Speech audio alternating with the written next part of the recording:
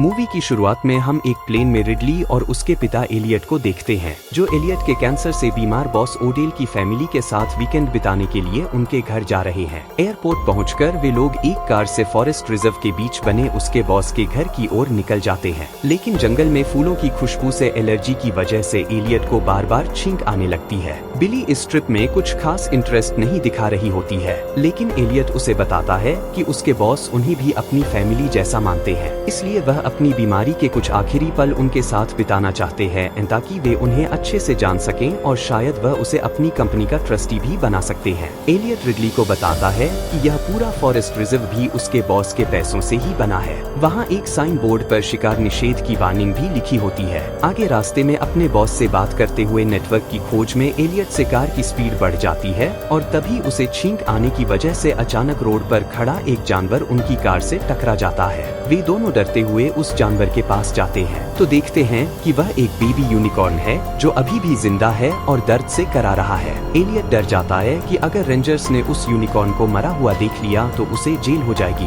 तभी उस यूनिकॉर्न का हॉर्न चमकने लगता है और जब रिडली उसे छूती है तो उसे यूनिकॉर्न की आँख में अजीब ब्रह्मांडीय दुनिया के विजन दिखते हैं और रिडली खुद को भी उस दुनिया में पाती है। तभी एलियट रिडली को होश में लाते हुए उस यूनिकॉर्न को दर्द से मुक्ति दिलाने के लिए एक टायर आयरन से उसे मारने लगता है। रिडली रोकने की कोशिश करती है पर तब तक देर हो चुकी होती है। अब वे लोग उस यूनिकॉर्न को अपनी कार में भरकर फॉरेस्ट रिजर्व के बीच बने उनके बॉस के घर आ जाते हैं, जहां उनके बॉस का बेटा शेपर्ड और बॉस की वाइफ बेलिंडा उनका वेलकम करते हैं। फिर वे लोग अपने बॉस ओडेल से मिलते हैं, जिसका बहुत बड़ा फार्मास्यूटिकल का बिजनेस है, लेकिन वह कैंसर की वजह से मरने के करीब है। रिडली उस यूनिकॉर्न की मौत से परेशान होती है, लेकिन सबको लगता है कि वह सफर से थक गई होगी, इसलिए सब उसे थोड़ा आराम करने के लिए कहते हैं। तभी शेपर्ड को रिडली के मुंह पर कुछ लगा दिखता है। रिडली और एलियट समझ जाते हैं कि यह उसी यूनिकॉर्न का खून है, इसलिए रिडली अपना चेहरा धोने वॉशरूम की ओर चली जाती है। ओडेल को पता है कि वह कैंसर की वजह से जल्दी ही मर जाएगा, इसलिए उसके मरने के बाद उनके फैमिली बिजनेस को संभालने में बेलिंडा और शेपर्ड की मदद करने के लिए एलियट को एक भरोसेमंद इंसान के रूप में चुना है।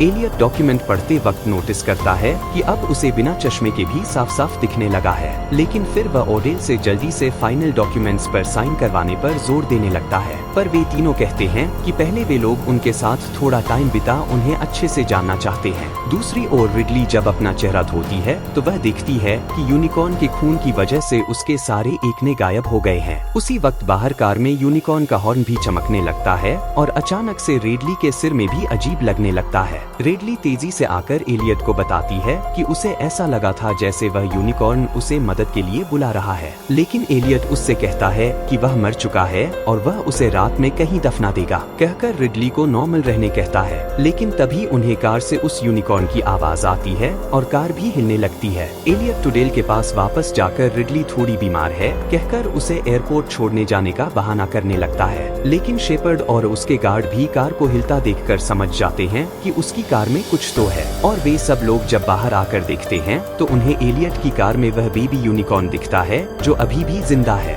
वह कार का शीशा तोड़कर बाहर आने की कोशिश करता है, लेकिन तभी ओडेल की बॉडीगार्ड उसके सिर पर गोली मार देती है। वे सब भी वैसा कोई यूनिकॉर्न पहली बार देख रहे होते हैं। फिर जब एलियट ओडेल को उस बेबी यूनिकॉर्न के उसकी कार से टकराने के बारे में बता रहा होता है, तब एलियट और रिडली नोटिस करते हैं कि यूनिकॉर्न का खून लगने से रिडली के चेहरे से सारे एकने गायब हो गए हैं और एलियट की एलर्जी और आंखें भी ठीक हो गई हैं। ओडेल समझ जाता है कि इस यूनिकॉर्न में कोई चमत्कारी हीलिंग पावर हो सकती है, इसलिए वह उसके अंतिम संस्कार से पहले उस पर एक्सपेरिमेंट करने की सलाह देता है और अपनी वैज्ञानिकों की टीम को बुला लेता है। लेकिन रात में रिडली को उस यूनिकॉर्न को ऐसे उन्हें सौंपना बुरा लग रहा होता है। वह खुद को उस यूनिकॉर्न से कनेक्टेड महसूस कर रही होती है, लेकिन उसके पिता उसे उस मरे हुए यूनिकॉर्न के बारे में सोचकर अपना वीकेंड खराब नहीं करने कहते हैं। तब रिडली गुस्से में उन्हें अपने कमरे से बाहर निकाल देती है और उदास होकर अपनी मरी हुई माँ की फोटो देखकर उन्हें याद करने लगती है। तभी उसे अपनी माँ की एक फोटो में एक यूनिकॉर्न की फोटो दिखती है। वह उस पर रिसर्च करके यूनिकॉर्न के शिकार की एक कहानी पढ़ती है, जिसमें यूनिकॉर्न को बहुत शक्तिशाली और अजय दिखाया जाता है। लेकिन जब वह यूनिकॉर्न सच्चे दिल वाली लड़की से मोहित होकर शांत हो जाता है, तब उसे राजा के सिपाहियों द्वारा मार दिया जाता है। लेकिन वह यूनिकॉर्न फिर से जिंदा होकर उन सब से बदला लेता है और बाद में उसे सपने में जंगल से एक यूनिकॉर्न उनकी ओर आता हुआ दिखता है। लेकिन सुबह होते ही ओडेल के वैज्ञानिक डॉक्टर सॉन्ग और डॉक्टर भाटिया वहां आकर रिडली और एलियट की जांच करते हैं और बाद में उस बेबी यूनिकॉर्न की हॉर्न को कद्दूकस करके एक दवा तैयार करते हैं और उसका एक सैंपल ओडेल को लगा देते हैं। ओडेल एलियट से खुश होता है क्योंकि उसकी वजह से ही वह यूनिकॉर्न उन्हें मिला है, इसलिए वह एलियट को अपनी कंपनी में पार्टनर बनाने का भी वादा करता है। लेकिन रिडली अभी भी अपनी रिसर्च में लगी होती है। तब शेपर्ड भी उसकी रिसर्च में मदद करने के लिए उसे एक बड़ा प्रिंटर देता है ताकि वह रिसर्च पेपर्स बनाकर बाद में उन्हें अच्छे से समझा सके। लेकिन अगले ही पल वे लोग देखते हैं कि ओडेल पूरी तरह ठीक होकर अपने कमरे से बाहर आ गया है और अब उसे वॉकिंग स्टिक, व्हील चेयर या ऑक्सीजन जैसी किसी भी चीज के सहारे की जरूरत नहीं है। डॉक्टर भी चेक करके बताते हैं कि ओडेल का कैंसर भी काफी तेजी से ठीक हो रहा है। उन्होंने कैंसर जैसी खतरनाक बीमारी का इलाज ढूंढ लिया। सोचकर वे काफी खुश होते हैं। ओडेल डॉक्टर सॉन्ग को उस यूनिकॉर्न को लैब ले जाने का आदेश देता है ताकि वह दवाई ज्यादा मात्रा में रिप्रोड्यूस की जा सके। लेकिन डॉक्टर सॉन्ग कहते हैं कि उसे रिप्रोड्यूस नहीं किया जा सकता, चाहे उन्हें दुनिया की कितनी भी सुविधाएं दे दी जाए। अब वे लोग समझ जाते हैं कि उनके पास दवाई लिमिटेड है, इसलिए वे एलियट के साथ मिलकर अपने कुछ सीरियस बीमारी वाले अमीर गेस्ट्स को उस दवाई के बारे में बताकर महंगे दामों पर उनसे दवाई की प्री बुकिंग करवाने लगते हैं। तभी रिडली वहां आकर उनसे कहती है कि उसने द यूनिकॉर्न टेपेस्ट्रीज की कहानी पढ़ी है और अगर यह यूनिकॉर्न असली है तो इससे जुड़ी कहानियां भी असली होंगी। उन कहानियों में यूनिकॉर्न को पवित्र समझा जाता था, इसलिए हमें यूनिकॉर्न के साथ छेड़छाड़ नहीं करनी चाहिए। इससे हमारे साथ कुछ बुरा भी हो सकता है। लेकिन वे लोग उसकी बात नहीं मानते, इसलिए वह गुस्सा होकर बाहर अपनी कार में जाकर बैठ जाती है। बाहर आसमान में भी अजीब सी रोशनी होने लगती है। डॉक्टर्स भी अब और टेस्ट करने के लिए उस बेबी यूनिकॉर्न को एक आर्टिफिशियल टनल से स्ट्रेचर पर लैब की ओर ले जाने लगते हैं। तभी अचानक से वहां की सारी लाइट्स चली जाती हैं और उनकी सारी इलेक्ट्रॉनिक डिवाइसेस भी खराब हो जाती हैं। और तभी अचानक एक बहुत बड़ा यूनिकॉर्न पीछे से आकर अपने हॉर्न को डॉक्टर सॉन्ग के पेट के आर पार करके उन्हें मार देता है। वे सब लोग बुरी तरह से डर जाते हैं। शेपर्ड तेजी से स्ट्रेचर को खींचकर घर के अंदर ले जाता है। एलियट भी रिडली को जल्दी से वापस कार में बैठने को कहता है, लेकिन तभी वह यूनिकॉर्न रिडली की कार के पास आकर चिल्लाने लगता है। तब एलियट रिडली को दूसरी ओर से बाहर निकालकर कार के नीचे छुपा देता है। गार्ड्स उस पर गोलियां बरसाने लगते हैं, लेकिन वह गार्ड्स को कुचलकर मारने लगता है। रिडली एलियट से 3 की गिनती में तेजी से घर की ओर भागने को कहती है और भागकर घर के गेट के अंदर आ जाती है। तब वह बड़ा यूनिकॉर्न भी उसके पास आ जाता है, लेकिन वह रिडली को देखकर शांत हो जाता है और उसका हॉर्न भी चमकने लगता है। रिडली उसे छूने की कोशिश करती है, लेकिन तभी ओडेल की गार्ड उसे गोलियों से घायल करके भगा देती है। फिर वे सब लोग घर के अंदर आ जाते हैं, जहां रिडली उनसे कहती है कि उसने उस यूनिकॉर्न से कनेक्शन महसूस किया है। वह चाहता है कि हम उसके बच्चे को छोड़कर चले जाएं। लेकिन ओडेल और उसकी फैमिली को दूसरे यूनिकॉर्न का बड़ा हॉर्न देखकर और लालच आ जाता है कि वे लोग उससे भी और दवाई बना सकते हैं। एलियट रिडली के साथ वापस जाना चाहता है, लेकिन ओडेल उससे पार्टनरशिप खत्म करने की धमकी देकर उसे भी अपने साथ शामिल कर लेता है और शिकार पर जाने की योजना बनाता है। रिडली एलियट को उनके साथ न जाने के लिए कहती है, लेकिन एलियट को लगता है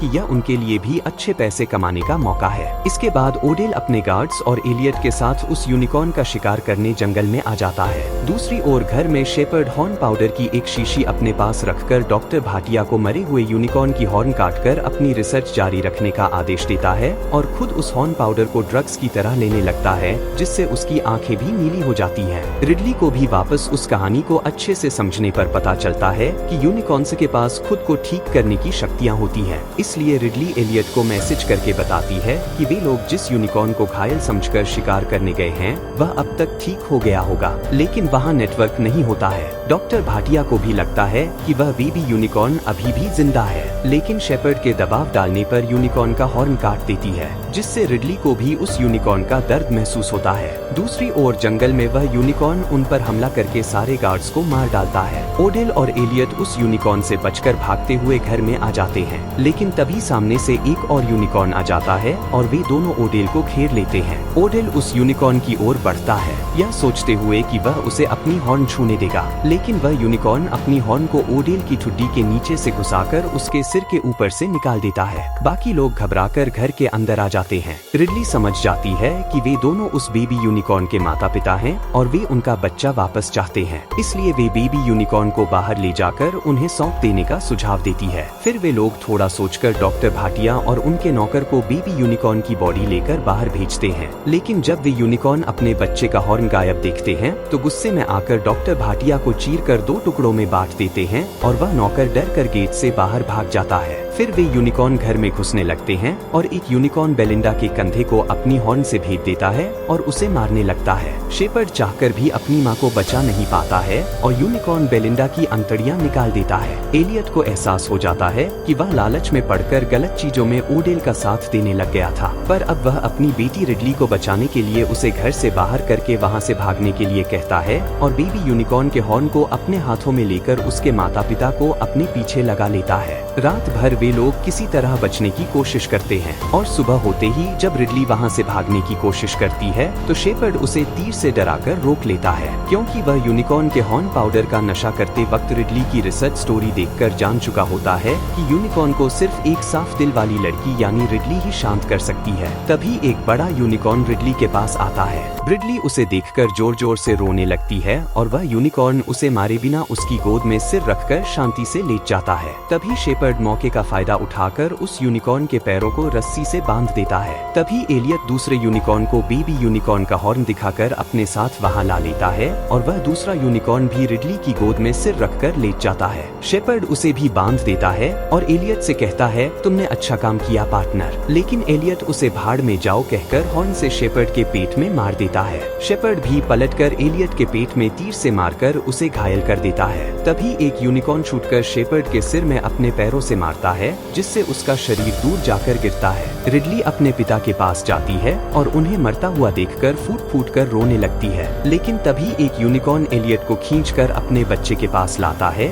और दूसरा यूनिकॉर्न बेबी यूनिकॉर्न के हॉर्न को भी वहीं रख देता है। फिर दोनों यूनिकॉर्न मिलकर अपनी शक्तियों से बेबी यूनिकॉर्न के हॉर्न को वापस उसके सिर पर लगा देते हैं और उन दोनों को वापस जिंदा कर देते हैं। तभी एलियट भी कुछ पलों के लिए खुद को वैसी ही ब्रह्मांडीय दुनिया में महसूस करता है जैसी रिडली ने देखी थी, और जादू पूरा होते ही बेबी यूनिकॉर्न के माता पिता भी अपने बच्चे की तरह सफेद हो जाते हैं और तीनों भागकर जंगल में चले जाते हैं। रिडली भी अपने पिता को वापस जिंदा देखकर खुश होती है और दोनों एक दूसरे को गले लगा लेते हैं। तभी ओएल का नौकर एक पुलिस वाले को लेकर वापस आता है और पुलिस को लगता है कि एलियट और रिडली ने ही सबको मारा है। पुलिस दोनों को पूछताछ के लिए ले जा रही होती है। रास्ते में एलियट रिडली को बताता है कि उसने भी वह दुनिया देखी। तभी वे देखते हैं कि यूनिकॉर्न्स उनकी कारों के साथ साथ दौड़ रहे हैं। यूनिकॉर्न रिडली को कार को मजबूती से पकड़ने का इशारा करता है और तभी तीनों यूनिकॉर्न पुलिस की गाड़ी पर टक्कर मारकर पुलिस से उन्हें बचा लेते हैं। इसी के साथ मूवी यहीं खत्म होती है। उम्मीद है आपको कहानी अच्छी लगी होगी। कहानी अच्छी लगी हो तो चैनल को सब्सक्राइब कीजिए। Thank you.